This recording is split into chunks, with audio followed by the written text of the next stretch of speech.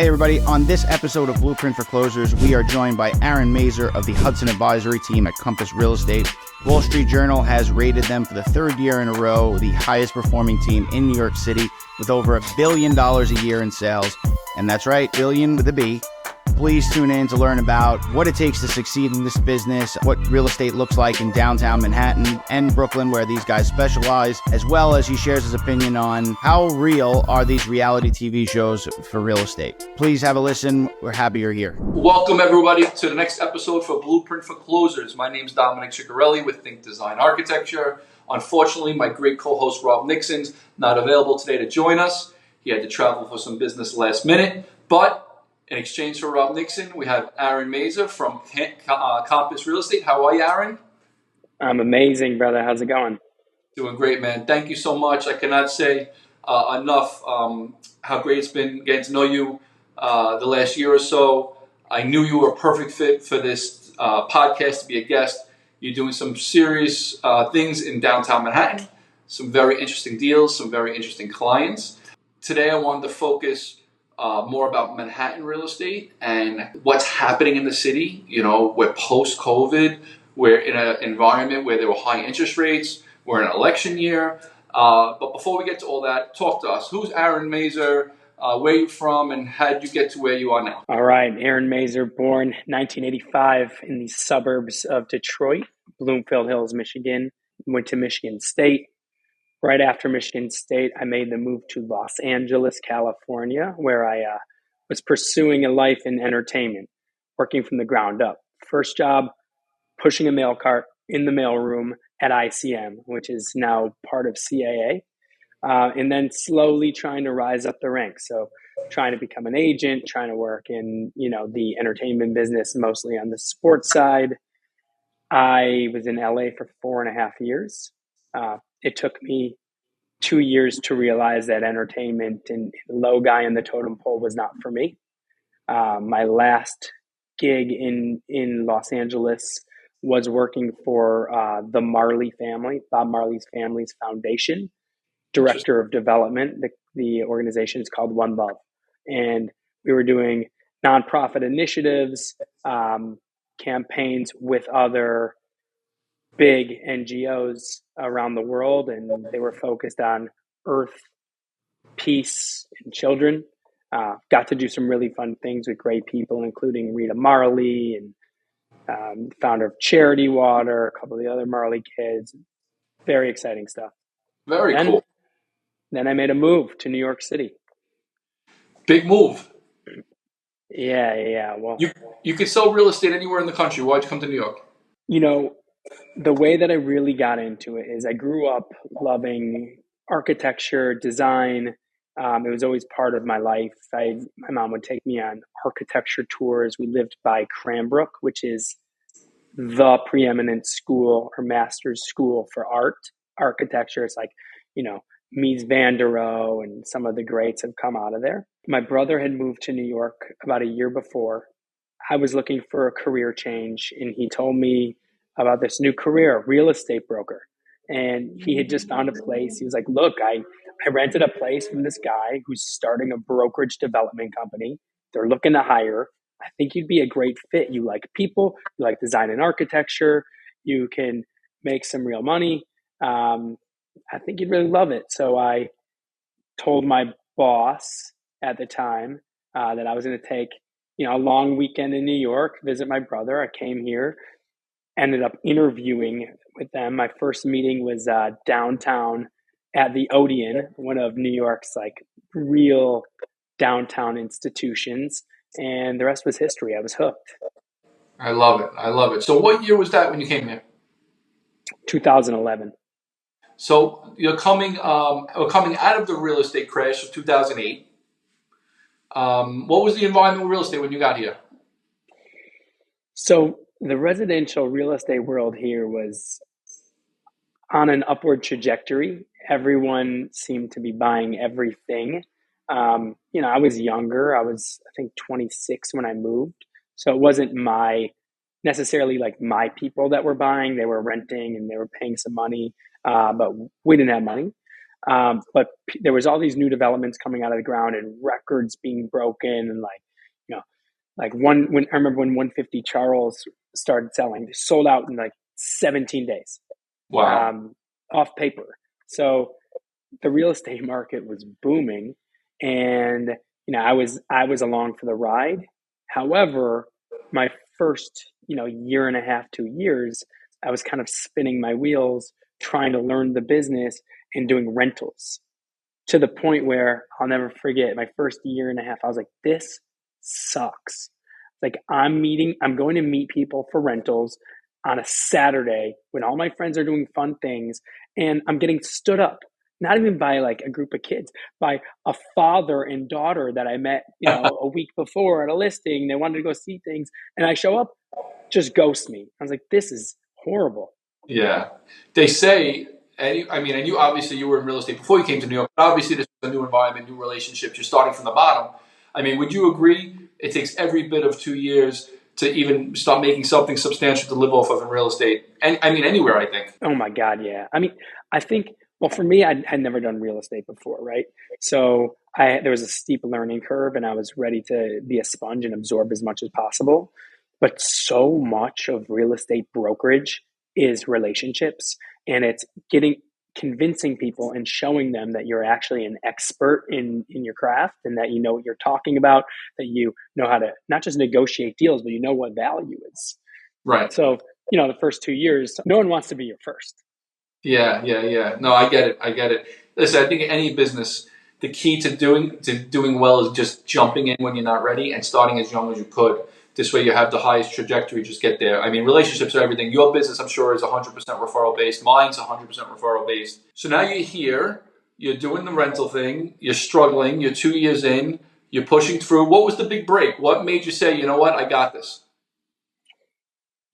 I don't know that there was one moment. There's a couple moments which really brought it all together. One, I was able to help a really close friend who we went out and looked for places to buy. It was her and her mother, and we found one that was really great. It was actually a fifth floor walk up on Charles Street, Wow. and there was just a ton of potential. We saw it needed a renovation, but just being able to find her a place that she, like, her eyes lit up every time she went in. It was a really good feeling of being like ingratiated in someone's life in a real need. Housing is the number one need, I guess, aside from food and water. Right. But it was really nice being part of that. And then I think the first time I did a big deal, they tell you don't count your commissions before you get paid. But the first time I did a big deal, and it was like, the kudos around the office, everyone knew I had a contract signed. It was like it was 7.359 was the actual deal. And I was just like, wow, I'm going to be able to pay off all of my debt. I'm going to have money. I can go on a vacation. I can buy whatever I want. And it was that moment where I was like, this is, it's not just about the money, for sure. There's always the connection with people and meeting new people and being part of their life, but just also being able to make some money and do what I want was great. Absolutely. How many years into your career until that happened? About the 2 year mark? Yeah, it was about, I think that was like the 3 year mark. It was just after 2 years where I had that deal. Wow. Good for you, man. Good for you. So when did you decide to join Compass? And maybe let's talk about your team specifically, which you focus on downtown Manhattan. So Compass had this really amazing technology, or at least the thought. I went in for a meeting and I saw kind of the writing on the wall with town. And the manager at the time, who was a close friend, I never wanted to leave because I was so close with the manager and I really liked, some of the leadership top down. We go into the new technology meeting to see what the new technology was that was going to compete with all the other, preeminent firms. And I was sitting there in this little like theater that we had on Astor Place, sick little office, and the guy had no idea what he was talking about. Our head of technology came in to pitch a technology that was like, I don't know what this guy's talking about. This is not going to be useful. So I kind of made the decision there. I then I'd already gone to Miami and seen some friends who were with them, and they sat me down. They're like, "This is why you should come." And I made the decision. I was like, "Look, I'm going to go to Compass, utilize their tools." I went. I went over there. I just went over there solo to be a single agent. At that point, I was decently successful agent, so they wanted me. They gave me X, Y, and Z to come. Soon after that, I took another one of my friends who was a partner at the time. He came with me. And then I think that was in December 2014. And then after I'd been at Compass for a couple of years, and one of the founders of Hudson Advisory, a guy named Stephen Ferrara, was a friend of mine. We were talking. I congratulated them on something monumentally successful. It was like a real deal article, and he was just like, "When are you joining the team?" And I was like, "You know what? I'm open to talking." He goes, "What are you doing right now? Come to the office. Let's have a coffee." So hopped on a bike, city bike, went over to the office. And that's when I first started, having the conversations with Hudson Advisory about merging my team with theirs. At the time, it was two of us. And I was like, I did a pros and cons list for myself. It took, a couple of weeks before we really put pedal to the metal and made it happen. And when it did, I was joining the number one team in the city. At that time, I don't know if they were the number one, but they were fast risers. And I just knew that it was going to be off to the races. It must have been a pretty satisfying phone call to get that this very prestigious group, the number one group in the city, wanted you on their team. Yeah, it was actually it wasn't a phone call. They weren't recruiting me by any means. I saw the article, I shot them a line, and for them, they were trying to grow strategically. Like, both of the founders had very big books of business, but they also, they didn't want to hire young brokers. Everyone on the team, even now, is someone who has their own book of business, successful, seasoned agents who've seen, the ebbs and flows of the market. And they knew there was strategy to having me involved as well. We travel a lot of the same circles. We work with a lot of the same people, but I'm also dug into another crew. So I think it was just meant to be a little bit. And they're very open and collaborative to the point where I wasn't joining like the John Smith team. I was joining the Hudson Advisory. It was easy. It's an easy flag for me to wave. Right. For the people that don't know, or the people not in the city, I mean, clearly it's a very strong statement to make that not only is your team the number one team at Compass, but it sounds like you're the number one team as far as sales in the city of New York. That's right. Yeah. What is that like? What is that in dollars and cents for the people that don't know? Well, I guess the 1,000-foot view is the Wall Street Journal has a real trends report that comes out every year.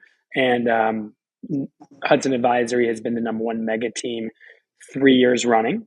And we are on that pace again. I mean, that means that we're doing over $1 billion of real estate a year. Everyone on the team is hyper successful. I've personally transacted on over $500 million of real estate. So we're all doing big things in the team, and it's fun. It means that you have your finger on the pulse of what's going on in the market at any one time. We're not just downtown. We're all of Manhattan. We're most of Brooklyn, and we're in the Hamptons. So I can get very smart on any neighborhood very quickly by just speaking to the experts on the team. And it allows us to spread our wings and transact in other neighborhoods. So most of my business, I would say I'm half and half, maybe 60-40 Manhattan, Brooklyn. But I sold a $28 million building in Park Slope. So it provides me that opportunity, and I have the bandwidth to do it, and I have the resources as well. Right. Excellent, man. Congratulations. It's there's no question, the success is in the numbers in this business. And, listen, we don't know each other a long time, but every time I've been with you, you're a humble guy. You talk to anyone. You're not walking around the room like you're above anybody. And, you can speak to anyone in the room, and you're very open for a phone call for somebody needs advice. So definitely kudos to you for being able to find that balance and work with that super high net worth person while get these big deals closed, but still, have time for breakfast for you and I to meet every week over at the Cornell Club, which is unbelievable. So talk to me about what you specialize in, like where deals you're talking about. What's the perfect referral for you, and what are the deals you love to sell? Ultimately, I love selling beautiful real estate, well designed, well thought out, renovated product, or something with a soul. I've had a couple transactions that are really near and dear to my heart. I recently was able to source an off market property uptown at 15 Central Park West for good friends. Took a lot of pounding the pavement and years of work, but I was able to find them one of the best units in the building before it went on the market, meaning that it was strategic matchmaking, right? I had the buyer, I knew the seller's broker, we were able to put it together. I live downtown. I'm a Nolita, so I love selling downtown. I've done a ton in Tribeca, West Village, NoHo, etc. Those are probably the neighborhoods I know the best. But I also really love the townhouse market, and right now I'm marketing a beautiful 1891 built townhouse on the Upper West Side right off the park. And anything that is special and has a story and has a soul, that's what I really gravitate towards. That's when I'm excited to show. That's when I can tell a real story. Yeah, I think there's real value to living and eating and drinking in the community you're selling in. You definitely have. I think you have an advantage once you're there and you're actually, in it every day. I have friends of mine that might live in Brooklyn that want to be the number one agent in Manhattan, but if you're not there every day building those relationships, I don't think it's going to happen. You really need to be in it Sure. to get it. So, what would be your advice to someone that wants to achieve some of the success like yours, or be the number one agent in the city, like someone coming here like you did with nothing? How did you get it done? I mean, I don't want to say quickly. I mean, listen, it took you 15 years to get here, but you got here. What's the advice you would give to people listening? I would say every person you meet is someone that's going to be along your journey, and treat everyone with respect. Remember who they are. Realize that part of my business, my clients are typically buyers and sellers.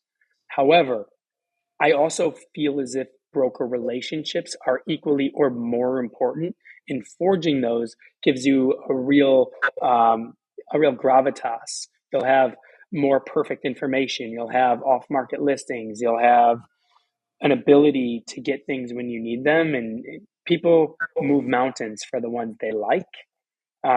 So go in, be humble, don't be cocky, be respectful. Also, be out. The clients aren't finding you when you're sitting on your couch. You have to be out and about. It doesn't mean you have to go party till 4 in the morning. I may have thought that was the case at one point, but it's not. Yeah. It means you got to be out. You got to meet people. You have got to, everyone wants to talk about real estate. It's a subject that everyone lives somewhere, and they love talking about other people's property. That was my next thing I was going to bring up. You have these TV shows which are very, very popular. Love It or List It, or New York's the New York show, $1 Million Listing. Selling New York, $1 Million Listing. Now we got Selling Manhattan, right, with Ryan Yeah. Serhant. I'm sure you roll in those circles with some of those people. What are your opinions about those shows?